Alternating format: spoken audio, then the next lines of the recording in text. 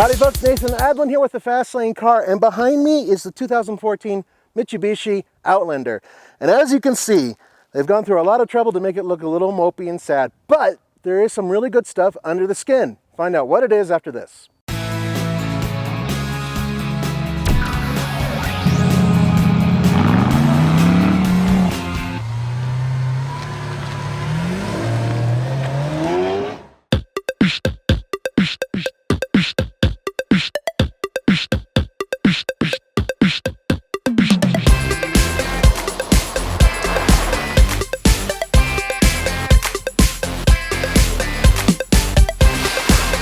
Ladies and gentlemen, there are two engines that are available for the 2014 Mitsubishi Outlander.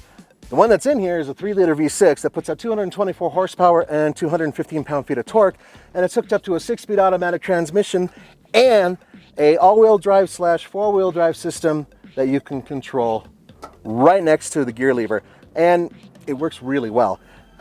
There is a 2.4-liter 4-cylinder engine that puts out 166 horsepower and 162 pound-feet of torque. I don't recommend it. I think this thing is actually a little too big for that.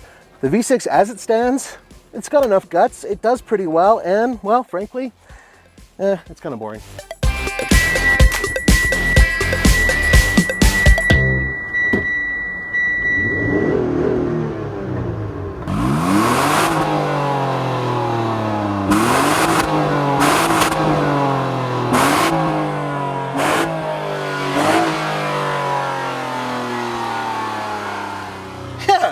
It likes to rev. Once you let it sit for a little bit, it'll actually let you go past 6,000 RPM to basically redline, which is around 65.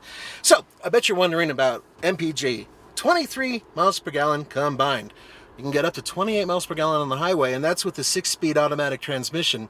You do get a CVT with the 4-cylinder, and I believe that gets better gas mileage, but it's only, well, it's a CVT. Bottom line, it's decent. I'm getting just under 20 miles per gallon combined right now, but that's because we've been off-roading and I've been driving in a lot of streets. So overall, I think I could be averaging about what they say.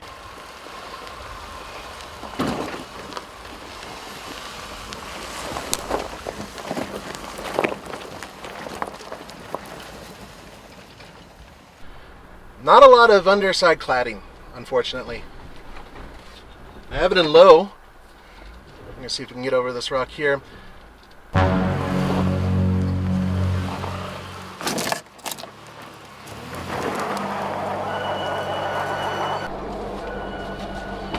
Not really, so I'm going to have to go around it. Smell some burnt rubber though. That's always good. Alright, so we're going to go over this. Mitsubishi never said this was an off-roader. So being able to handle any of this trail is a couple steps above its ability. Now, with that said, we recently had a Nissan Rogue, which competes directly with this vehicle. The new Nissan Rogue has a third-row seat option and is in a very similar price category as this vehicle. And you know what? The Nissan did really well on this trail. So far, point to Nissan.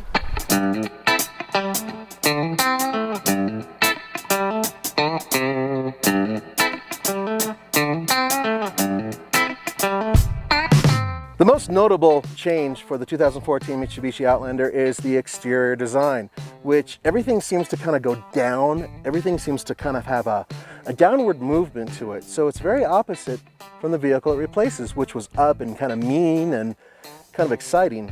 Unfortunately, that is what I consider to be the weakest point of this vehicle, and it goes from the rear to the front. Every single component that's here, that's outside, has a downward feel to it. So this is the tough part of the off-road section. And really, this is a challenge for vehicles like this, crossovers. And you know what? It's doing okay. Didn't lose any traction, unlike that first rock where it was not going to go up. That's pretty much its maximum ability. It just went up obstacles that are around 8 inches high, and it was able to get through it actually fairly unscathed. Yeah, okay, ran over a rock or two where you hear a little bit of a scratch, but for the most part, it did okay. So once again, that comes back to the vehicle that I think it competes directly against, and that's the new Nissan Rogue. It did the same exact thing, and it had the same type of character going over those rocks. The Nissan felt a little squishier, which for some people is nicer when you're off-road.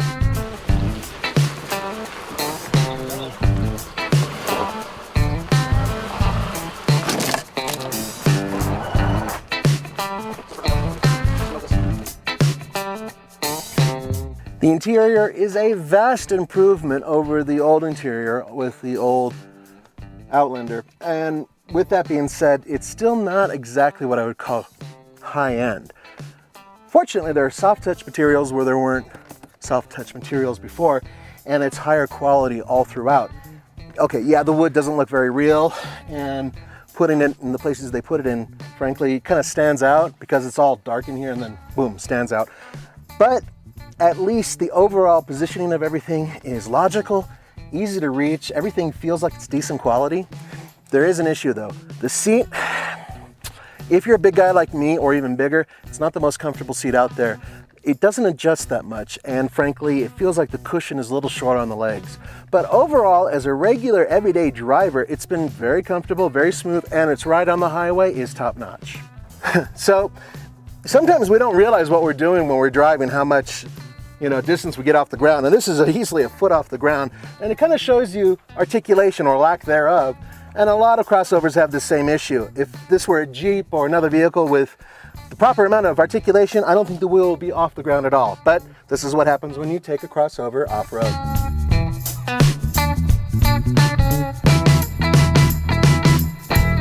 So now we're gonna go down, and there is no hill descent control. There are these lovely little paddle shifters, which make no sense to me on a lot of these types of vehicles. But it's, yeah. Seems to be working all right, just with the brake. I can actually tell you, the articulation isn't as good on this as it is in the Nissan. And we recently took the XV Crosstrek, the Subaru, on this very same road and these same obstacles, and the Crosstrek just had no problem with it. And that was the hybrid, by the way. Yeah, so far so good. A little bit of a noise there, but yeah, so the articulation, not very good.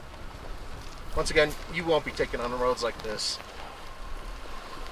But the traction's been really good on loose surfaces, so I'm willing to bet that on snow, this thing probably kicks ass. Especially because you have the setting, you can actually set it into the snow mode. So, you might be wondering why this is a larger vehicle than the one it replaces, and there are a couple reasons, but the main one is more interior space, more room, more usable room. They used to have an optional third row seat that popped up, and you had to put it together like origami. I mean, it literally had little parts that you had to unfold and everything else. It was really shaky and, well, not the most stable thing you'd want to put people into. So they came up with this, a regular third row seat, and it's not very big. There's enough room in here for little ones, but it does fold flat, and down here, you have to put these puppies up there in order to keep your rider safe. So at least there's enough room for that in here. And the thing is, this comes standard.